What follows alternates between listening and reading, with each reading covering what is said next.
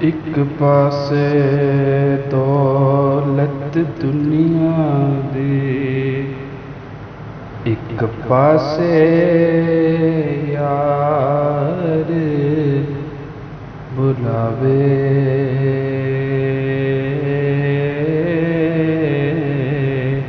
ਇੱਕ ਪਾਸੇ ਅਕਲ ਪੁਕਾਰੇ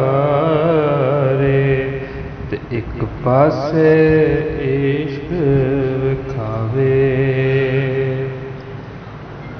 ਤੂੰ ਉਸ ਦੌਲਤ ਨੂੰ ਕੀ ਕਰਨਾ ਜਿਹੜੀ ਯਾਰ ਥੀ ਦੂਰ ਲੈ ਜਾਵੇ।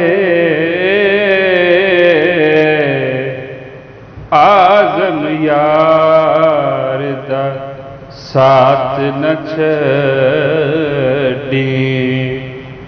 ਭਾਵੇਂ ਸਭ ਕੁਝ ਲੁੱਟਿਆ ਜਾਵੇ। ਆਜ਼ਮ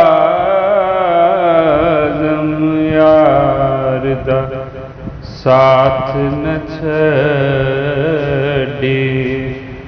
ਭਾਵੇਂ ਸਭ ਕੁਝ ਲੁੱਟਿਆ ਜਾਵੇ।